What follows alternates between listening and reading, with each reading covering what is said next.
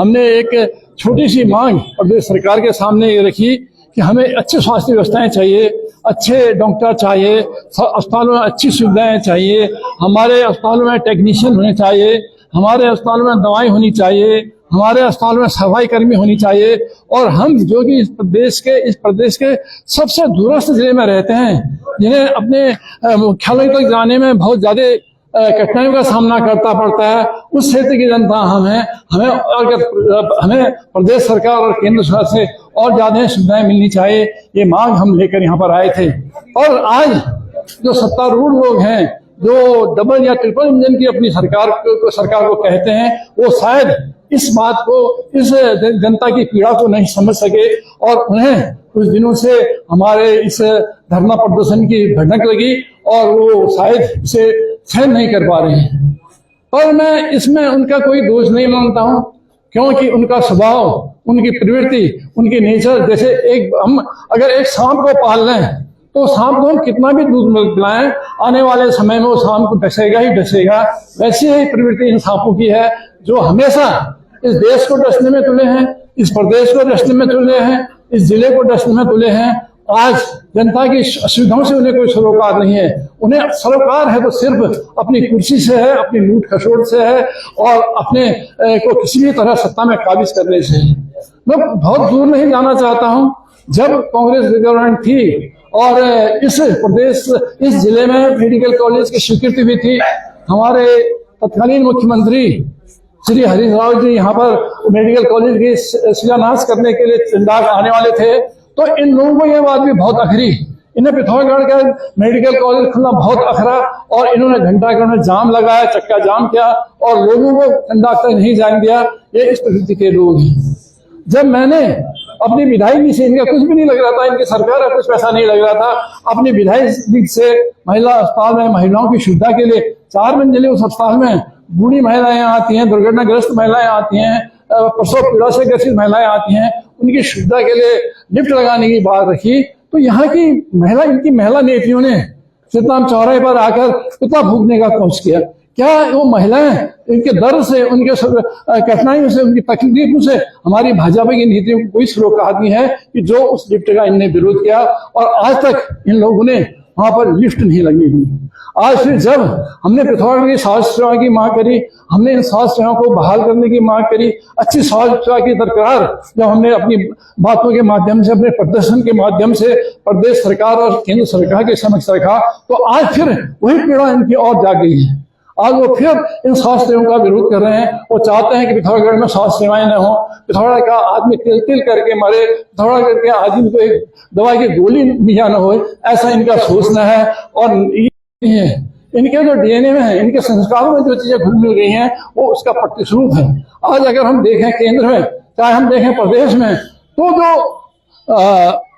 कुंभकर्ण हमसे जो कहा जा रहा है, वो कुंभकर्ण तो दिल्ली और देहरादून में बैठे हुए हैं। तो देहरादून से बात शुरू करना चाहूंगा कि आज से 5 साल पूर्व जब 2022 में हम निर्वाचित होकर देहरादून पहुंचे थे, तो पूरे सदन में माननीय मुख्यमंत्री जी ने कहा था कि मैं हर विधायक से 10-10 योजनाएं लूंगा और अपने अपने विधानसभा क्षेत्र की जो ज्वलंत 10 समस्याएं हैं वो मेरे पास मेरे समक्ष प्रस्तुत करें। हम बड़े खुश हुए। हमने सोचा कि मुख्यमंत्री बड़े दूरगामी सोच के व्यक्ति हैं और प्रदेश के विकास में बहुत ज्यादा गहन रुचि रखते हैं और दलगत नीति से बहुत ऊपर उठ चुके हैं, ऐसा हमारा मानना था।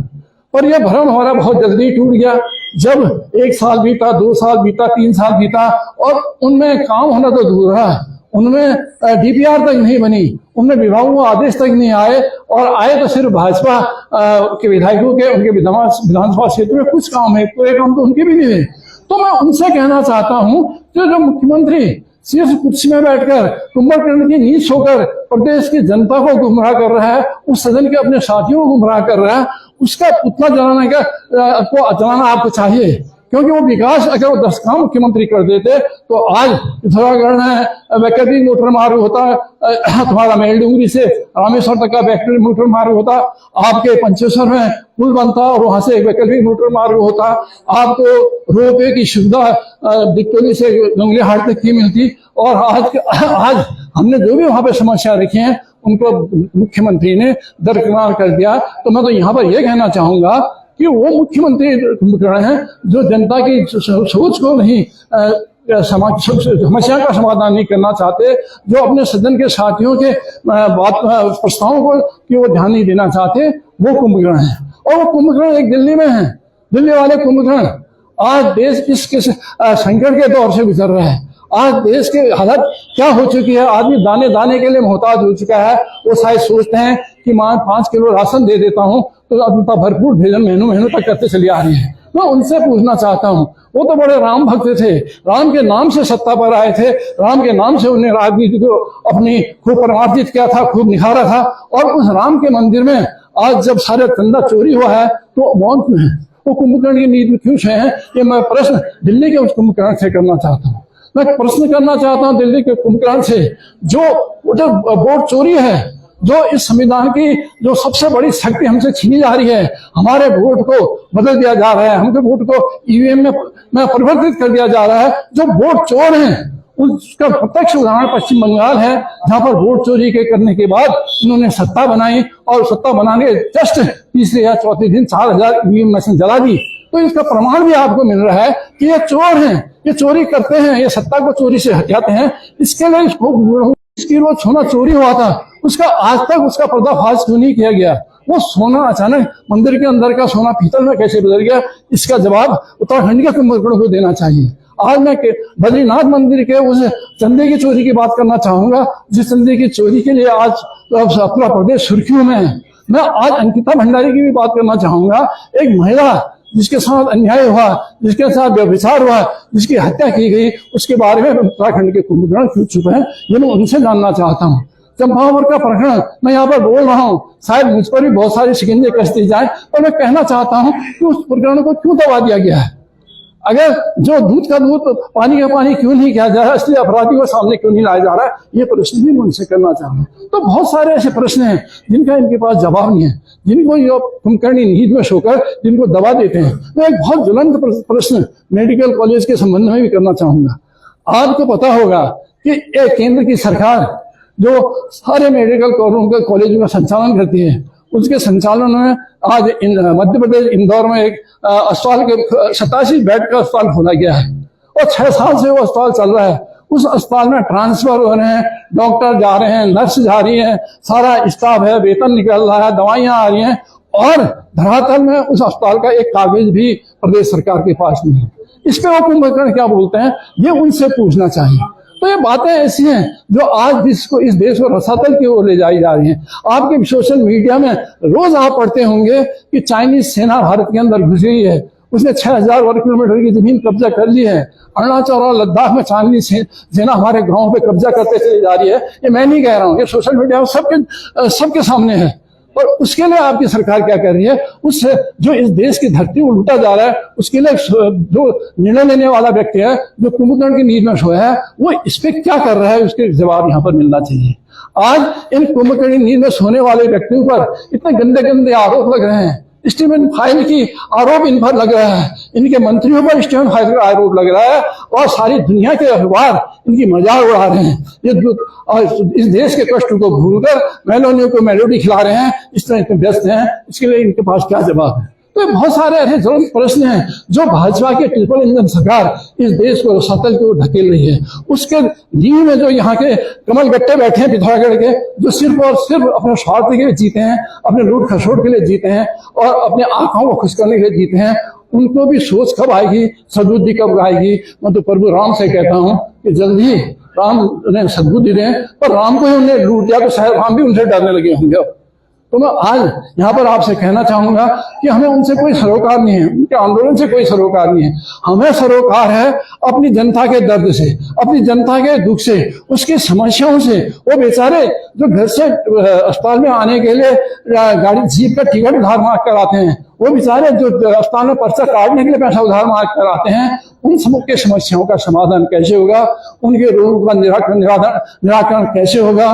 उनको कैसे उचित स्वास्थ्य चीजों को लेकर हम यहाँ पर बैठे हैं। हमें ये मतलब नहीं है कि कौन हमसे क्या कह रहा है, हमें ये मतलब नहीं है कौन क्या कर रहा है। हमें मतलब है कि हमारा मेडिकल कॉलेज जल्दी से जल्दी शुरू किया जाए, जिसको एक राजनीति का अखाड़ा और लूट का अखाड़ा बना दिया है। उस मेडिकल कॉलेज में वर्षों से बजट तो आ रहा है, हमें मानते हैं, हम स्वागत करते हैं बजट का, पर बजट आने के साथ साथ, बजट खर्च होने के साथ साथ उसमें कक्षाएं भी तो प्रारंभ होनी चाहिए।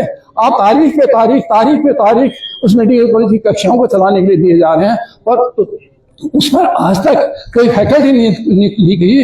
एक प्रिंसिपल के माध्यम से मेडिकल कॉलेज को भी आप चला रहे हैं, बेस हॉस्पिटल को भी आप चला रहे हैं, जिला अस्पतालों को भी आप चला रहे हैं, तो आप इस पिथौरागढ़ के जनता के संग ऐसा खिलवाड़ क्यों कर रहे हैं? क्या संदेश पिथौरागढ़ की जनता को देना चाह रहे हैं? ये एक बहुत बड़ा प्रश्न हम आपके सामने खड़ा करते हैं। आज हम मुद्दा उठाएंगे बेस हॉस्पिटल का, हम मुद्दा उठाएंगे जिला अस्पताल का, हम मुद्दा उठाएंगे महिला अस्पताल का।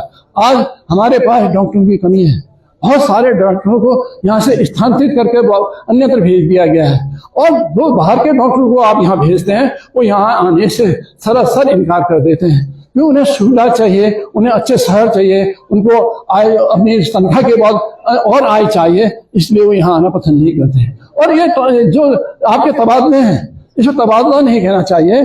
आज प्रदेश सरकार ने इसे एक ट्रांसफर इंडस्ट्री के रूप में परिवर्तित कर दिया है।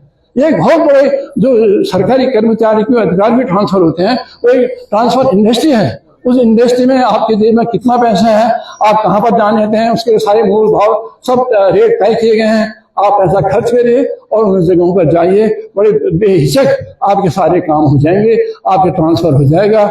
आज फिर जो डॉक्टर यहाँ से हटा दिए गए हैं, आज वो फिर वहीं लौट कर यहाँ पर आ गए हैं।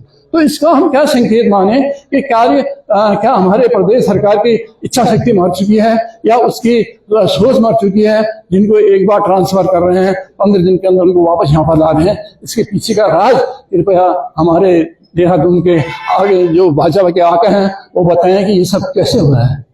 और इसके साथ ही मैं इनसे एक प्रश्न करना चाहता हूं।